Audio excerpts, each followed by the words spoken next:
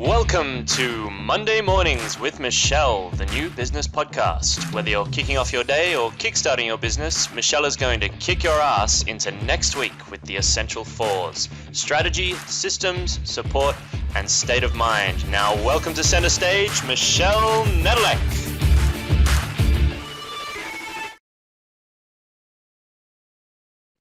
Hey there, peeps. This is Michelle Nedelec. I am super glad that you're here with us today because I am here with my most amazing guest, Shawn. Shawn, thank you so much for being here today with me. Thank you so much for having me. Awesome. We're going to have a ton of fun. But before we do that, just give everybody kind of the 5,000-foot view of who you are and what you do. Absolutely. Yeah. Thanks for asking. So I'm an entrepreneur. I have an LED lighting business. So it's a little bit uncommon for most people. It's quite a unique niche business. Had that for about 12 years. But what I spend most of my time doing now is as a business growth coach.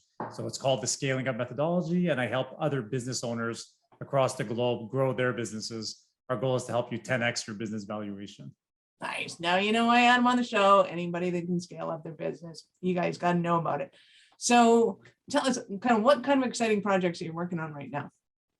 Right now, we were actually expanding the coaching business, which is really exciting. As a business growth coach, you only have a certain amount of capacity, right? You can only take on a certain amount of clients, and you will know this. So it's about 20, 25 companies at a time, which is already a lot and keeps you a full plate along the way. So we decided to start hiring a few other coaches. So we actually launched a coaching practice out in South Africa. Long story, we didn't target that territory. We had an amazing individual there, and we're actually going over in North America as well, in the US. So that's what we're doing now. We're bringing on more coaches and trying to help more entrepreneurs.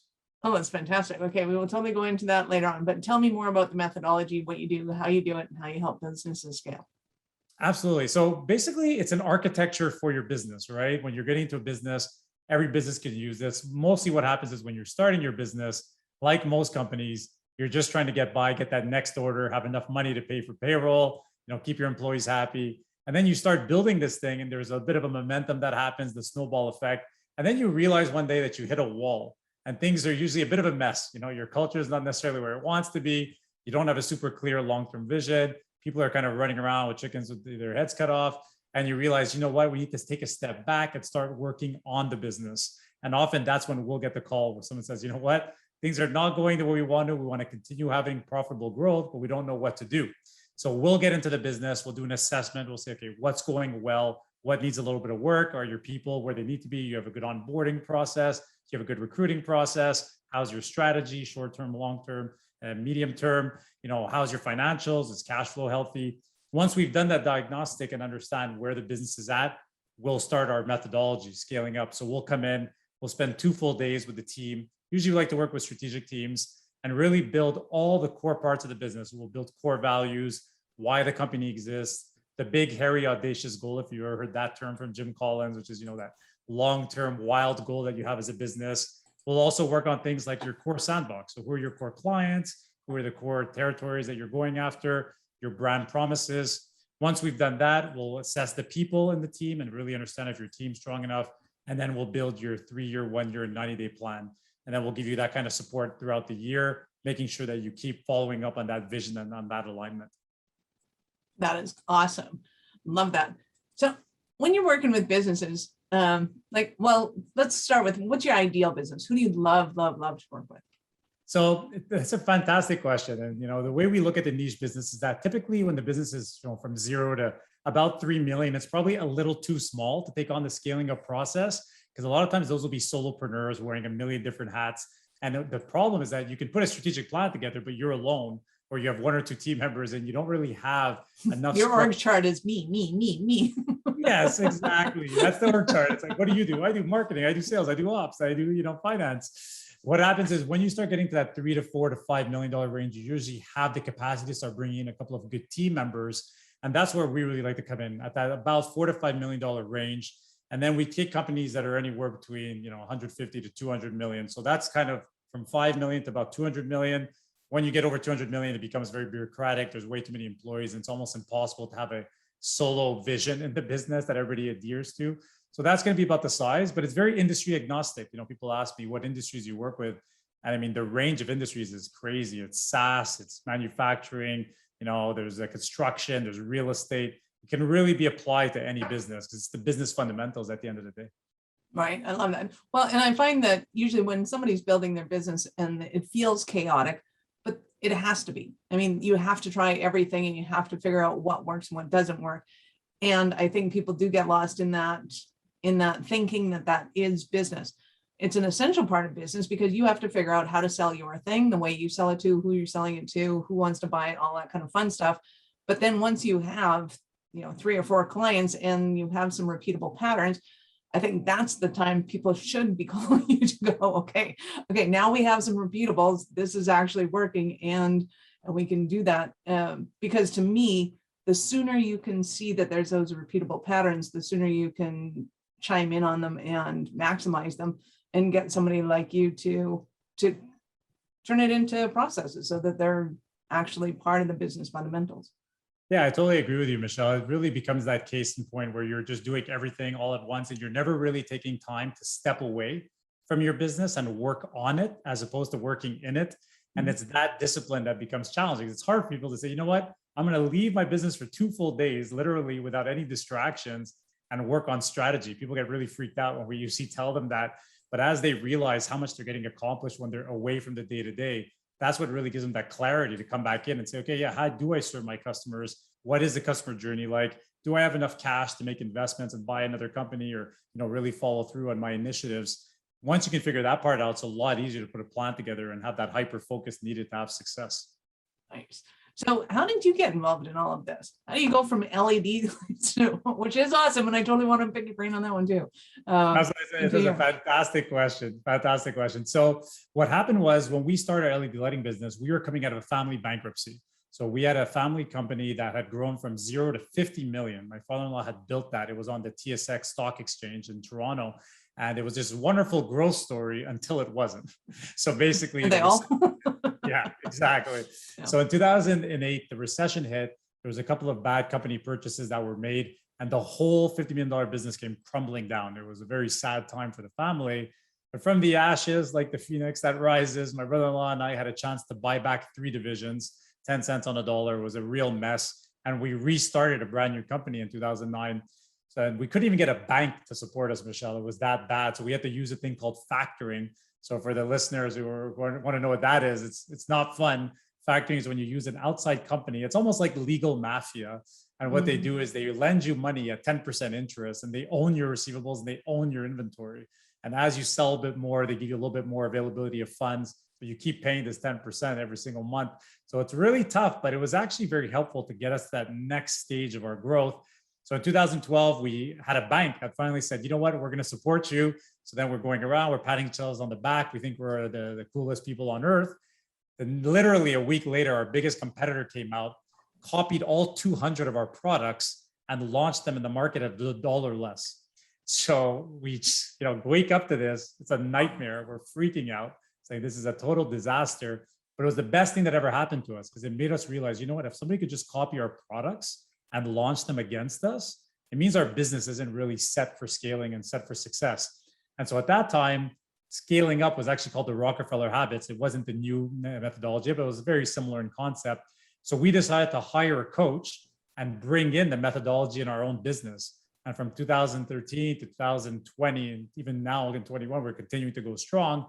We've implemented the methodology in our business. So I got to do it myself and see how it works. Because at the end of the day, a methodology, it comes from a book. It's very academic. It's not the same when you apply it to your business, right? There's so many different experiences. There's so many things that are unique to every business out there. So because I have that experience, it was very easy for me a couple of years ago to transition to becoming a business coach that teaches that successful methodology that was able to be done in our own business. So a lot more credibility, right?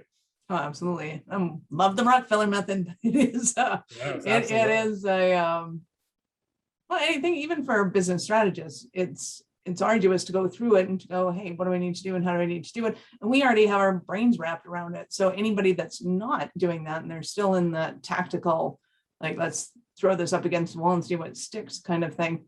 I just can't imagine what it would be like going through it without you. That would be kind of sure. And Michelle, a lot of people do try to self-implement, and I give them kudos. It's an interesting thing because there is, a blueprint on how to go about it and how to do it. But a lot of times the business owners will realize, you know what, I need someone from the exterior to come in and hold us accountable. Because the thing is, when you're running it yourself as a business owner, you're not really part of the process. You're really just running the process.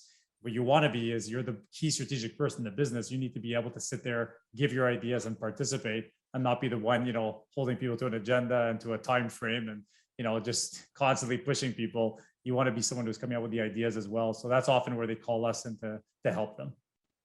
I love that, because too, also I see that a lot of owners, they have their proverbial fingers in the dam trying to stop all these things that are happening and making sure that certain other things are. And it's like, dude, your job is not in front of the dam or behind the dam. It's like way above, and just observing and watching and doing those creative things. And love that. So give us an example of one of your Cinderella stories. There's been a recent amazing Cinderella story. There's a company called Dialogue, and it's a public company now, so you can go look it up, Dialogue Health. So, it came into the business a couple of years ago. The entrepreneur, Sharif, fantastic guy, was really building something big. So that's telemedicine. So you can imagine what happened when the pandemic hit. For them, it was explosive growth because of the fact that, people started saying, I don't want to go to the hospital. I don't want to be exposed to other people that may have a virus. So I'm going to use the app and, call my doctor that way and reach out to a nurse. And so, they really had this amazing growth, and they were really prepared for it because we had put in the right hiring methodologies and the right team from the top down. And so when the pandemic hit, they were ready to bounce on it. And the really cool thing is that they went public. So they IPO'd. When they IPO'd, and people could read this, so it's all public knowledge, but they got $1 billion in stock requests. So yes, that's $1 billion. It sounds like Austin Powers, $1 billion, but it's actually the real number, and just from family and friends, they had $100 million in requests for stocks, So that's a very extreme story, but there's other stories like that out there right now happening with people using a scaling up methodology. When we go into a company, our real goal is to tell the business owner, listen, we want to see what your company is worth today. So let's say you can sell your company for $2 million today. Just as an example, when we leave here, we want you to be able to sell it for 20. We literally want you to be able to sell it for 10 times what you had projected at the beginning. So that's really our goal. And the companies that usually do it, if they're able to be disciplined and stick to the process, the ROI is quite often there. Well, because not everybody's going to go public, but everybody will have an exit, or should have an exit strategy at some point, because at some point you're going to either have to transition it, you're going to have to give it to somebody, you're going to have to sell it, you're going to have to liquidate it, whatever your exit plan is, there has to be an exit. Yeah, I totally agree with you. I mean, when we go into a business, the first thing we tell them, we say, we're going to build this business to sell it. And a lot of times entrepreneurs, business leaders will say, well, no, I don't even want to sell. Doesn't matter. Let's build it to sell it. And then it's going to be such a well-oiled machine that then you can just keep it if you want, but you got to build to sell. You got to build as if tomorrow morning you want trying to sell it at max value. That's the mentality we go into there with. That's fantastic. And I absolutely love that when a company is positioned to scale properly, they have the opportunity to be able to take advantage of changes in the marketplace, because without that ability to scale, you're hooped. And we were kind of looking at the beginning of the pandemic going, oh my God, what is Zoom going to do? Because there is nothing Zoom could have done to predict that they were going to go from where they were to exponent to the planet coverage within weeks. Like, I don't know how their poor C-suites dealt with that, but that must have been just crazy times for them. And I mean, now they have competitors coming into the market and things like that, but like, they were very well positioned and they scaled fast and did what they had to do. And I can imagine that at that time, I don't know, but that all they really needed was a whole lot of servers and a whole lot of people to man them. But yeah, and that's what's really crazy, isn't it, Michelle, about the pandemic, is that there were some businesses that were just incredibly lucky, telemedicine, Zoom. I look at even my own business, the LED lighting business, which I'm still part of. We got lucky because everybody started home renovating. And so they just, no one was traveling anymore. And they said, I'm going to renovate my home and make it look better. So LED lighting actually continued to do very well. And then you look on the flip side, the restaurant industry, the travel industry, event business, all of those took a big hit. However, the best companies, even the ones that were in the negative, unlucky side of the pandemic, good ones found a way to bounce back and to pivot. I know people hate the word, but to be more agile, and it's been too used in the last year, but they found ways. It's totally true. I mean, I can't tell you, the smart restaurants in our area that stuck around were the ones that went into demolition renovation right away and put in a drive-through. Yep. And it was like, wow, that's kind of brilliant and that's kind of smart. And anybody that did it, whether it was a Denny's or like the mom and pop shop restaurants, those ones survived, and the rest of them, like, it was kind of questionable, hit and miss. Yeah, I agree with you. I think it really comes down to, at the end of the day, how are you going to react to a situation? Do you have, financial health? Do you have enough of a cushion to get you through it? Number one. But then what are you going to do? Are you going to wait for this thing to just disappear? And we saw that, right? A lot of companies just waited around, and unfortunately, some of them are gone at this point. But the ones that decided, you know what, I'm not going to let this beat me down. I'm going to react. I'm going to do things differently. Some of them changed their business model for the better, right? We saw that as well. Some people look back and say, you know what, I would never want to go back to life before the pandemic. So, and we're one of them. I was like, oh, we can work anywhere with anyone, do anything. This is fantastic. And our clients, like before the pandemic, we had to have this conversation. No, I don't need to meet with you. No, I don't need to see you. Everything we do is on the cloud. Like we're a digital marketing company. We don't need to be in contact with you. And afterwards, it was like, nobody even questioned it. It was like, oh yeah, of course you're just going to do it. That's it. Yeah, exactly. Totally agree with you. That's fantastic. So what are some of the stumbling blocks that somebody might be having right now? And they're thinking, oh my God, I need you so badly. And I know you mentioned earlier, people running around with chickens with their heads cut off. Like, if everybody's got a little chicken under their arm, you've got a problem in your office. But Absolutely. Well, there's so many different issues that could come up. Number one, I think that we're seeing this a lot in the market right now, is the labor shortage. It's an employees market right now. I think that'll shift eventually, but for today, the workforce is tough to find good people. It's really hard to build that company culture when you can't have a bunch of superstars in your business necessarily. So we really come in there. We teach them a very specific hiring process, which helps them take their ratio of hiring A players from anywhere between 10 and 30%, what we estimate, up to 92%, give or take, is about what we've calculated in our business. So we really teach them, here's how you're going to find the absolute best talent for the amount you're willing to pay, by the way, because it's very easy to say if you just double salaries, you can find better people. It's all based on what you're willing to pay. So we teach them how to do that hiring, how to brand themselves better in the marketplace. So for me, that's what's something we see a lot, where the team is kind of falling apart at the seams, or they just can't find the right people in the business. Another reason is really poor execution. So they have a good idea, they have a good product, but they just can't get it out the door. They can't execute. They're losing money. They don't have any gross margin. The products don't make any sense. And so we'll really help them clean up that. We like to introduce lean methodology, if you've heard of that before, the kind of Six Sigma mentality, process improvement. So we'll have them go in there, we'll map out their processes and understand, okay, what's happening? Why aren't you making money as a business? So those are just a couple of reasons, but honestly, we could probably go on for about 2 hours about the reasons. Yeah, I'm good with that. Struggle, right? Like there's a lot of issues that you could see in businesses, but the way I like to look at it is I see it as 3 levels.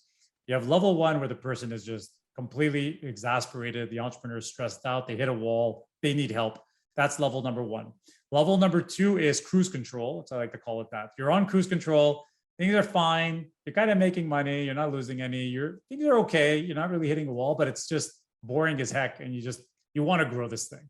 So that's kind of level number 2. And level number 3 is the entrepreneur who's super ambitious. They already know that they have a plan. They absolutely want to scale. They know how they want to do it, but they still know they need help and they won't be able to do it on their own. So you kind of get those 3 categories. You could pretty much put every business into one of the 3. I noticed as I meet them along the way. Absolutely.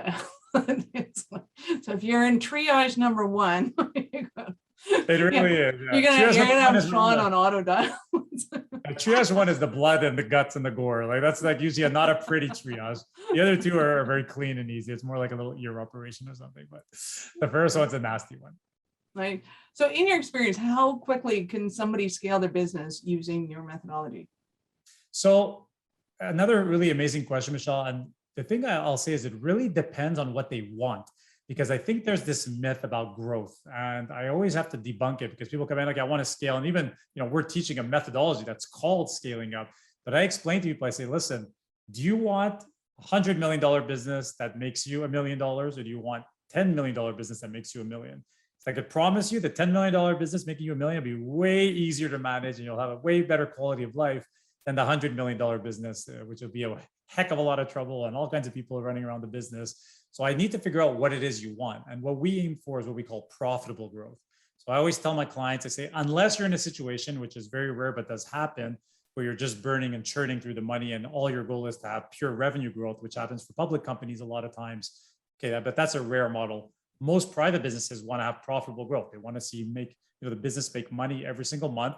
So we get into there. We just have to decide what they're trying to do, because if they're trying to scale from a sales perspective or from a revenue perspective, that's one thing. But a lot of times we're going to get in there and see that they're not profitable, or they have a lot of fundamental issues in the business. We got to peel back those layers of the onion and say, you know what, let's start with the foundational work first. Just that will get you back on the right track. And then we'll worry about trying to grow your sales. So I don't like to go in there and just tell people we need to put these crazy growth targets. Sometimes the target might be taking profitability from 4% to the 9%. And that's what we're going to focus on. We're not even going to look at top line revenue. So it'll really depend on what the business leader is looking for. Nice. I love that. And of course, you're going to be looking, well, I say, of course, because that's what we do. So as soon as you find that one profitable product or service, and you're looking at how much does it really cost to be able to produce this, and how much should we be charging in the market, and how do we reposition it? It could be overnight that you're just, if you go and clean house and get rid of all the things that you're losing money on. A lot of people say, oh yeah, but we make up for it in volume. No, you're not. You're killing yourself here. Stop that. Move over to this. And those simple shifts, but it takes an outsider's eye to be able to see those more often than not.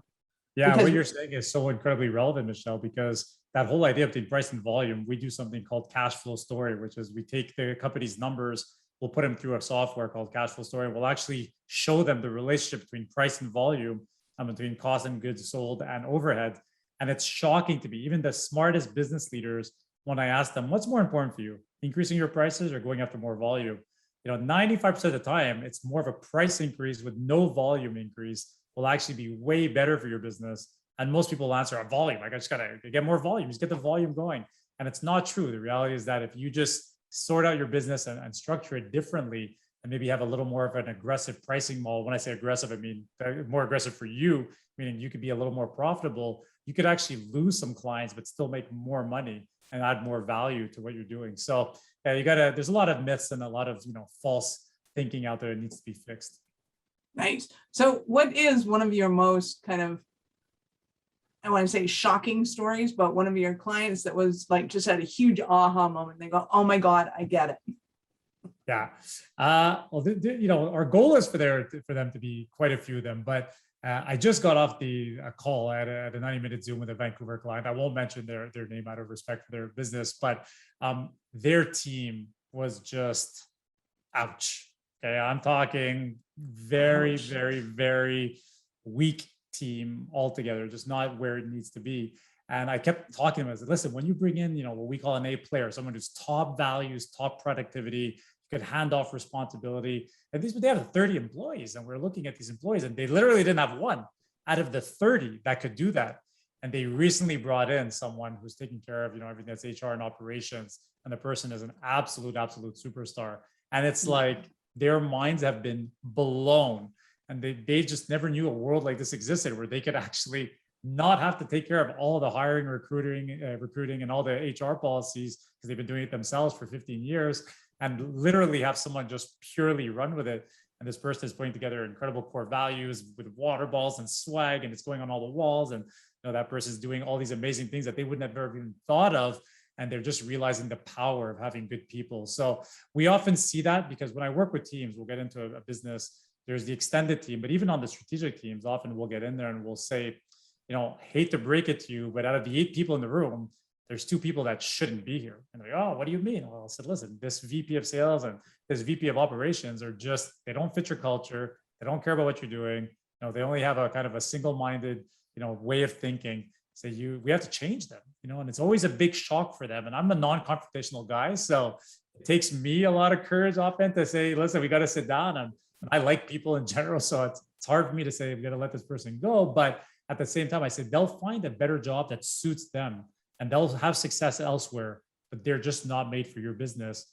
Imagine replacing that person with a superstar who's going to come in and do X, Y, and Z. And when they realize it, and we actually bring in eventually that person with the recruiting processes that we use, it's usually a game changer, and it's a huge eye opener most of the time. Nice. I love that, because I find that usually that linchpin person is a relative or somebody that they owe a favor to, or that, friends of the family for forever. And it's like, well, you're not doing them any favors by letting them be mediocre either. I don't think anybody really wants to be mediocre in their jobs. Like, and if they are, like, let them go get a union job. It's just like, that's just my biased opinion. Yeah, it's like I always say that. I always try to explain to people, it's very hard for people to let other people go. In my own LED lighting business, we changed 85% of our team over 4 years. Wow. So we had to let go of literally 38 people and change them. And I hated, I was using the password, I hated letting go of people at first. And then I would get excited. I feel like, oh my God, you're so dark. You're excited. I said, no, it's because this person, I'm going to get them, put them out of their misery. They hate working for us. Doesn't work. They're going to go find a job that suits them. And we're going to bring in a superstar A player that fits our culture and values. And it's going to be a win-win at the end of the day. It's not going to feel like that for the person being let go on the day it happens. But a lot of times, eventually, they'll realize that it wasn't a good fit for them. So I always say to myself, you know what? We're doing this the right way. We're doing it for the right reasons. And it is a good feeling when you see that result at the end. So, nice. And I'm sure if you kept in touch with these people, you'd find out that that was the best thing that ever happened to him. I'm so glad I got fired. I mean, every entrepreneur I know has always said that. It's like, oh, that was the best day. And I mean, yeah, it was mutual. Of course, I hated my job. I thought I should have been good at it. But yeah. I totally agree with you. As we always see at the end of the day, people find something else is better for them, and it works out for both. But it's hard to get through that fact at first. I think it's a natural human tendency, and that's a good thing, that we're not comfortable letting people go. We're not comfortable firing people or even giving negative or critical feedback. I mean, even just asking managers and leaders to do that is like pulling hair. So when you can start having that culture of accountability, we have a lot of different tools to make that happen, and people start really following the vibe and following the vision. It's a lot easier to tell someone, listen, you're not following the core values. You don't care about the culture. You don't seem to be into what we're trying to do as a business. So, maybe for you, it might be better to try something else, right? So. Absolutely. Well, I know our listeners are going to totally want more from you. So how did they start their journey with you? Sure, absolutely. The two best places to find me: LinkedIn. I'm super active. So you just go to Shawn Johal on LinkedIn. You'll see me there. And you can come check out our website, elevationleaders.com. And you'll get tons of information there as well. Nice. And do you have any freebies or testers that they can go and just assess and play with you? And yeah, absolutely. When you come to the website, you're actually going to get to download the Happy Leader Guide. So we give a guide. I wrote a book called The Happy Leader, and there's a happiness guide at the end. So we actually give you the happiness guide for free. So you can check out the happiness guide, and it gives you lots of tricks on how to be, less stressed in your day-to-day business, and some tricks about meditation and, how to think big, and a lot of different ideas there. So yeah. Beautiful. So go ahead and give us a website again for those who do have some way to write it down.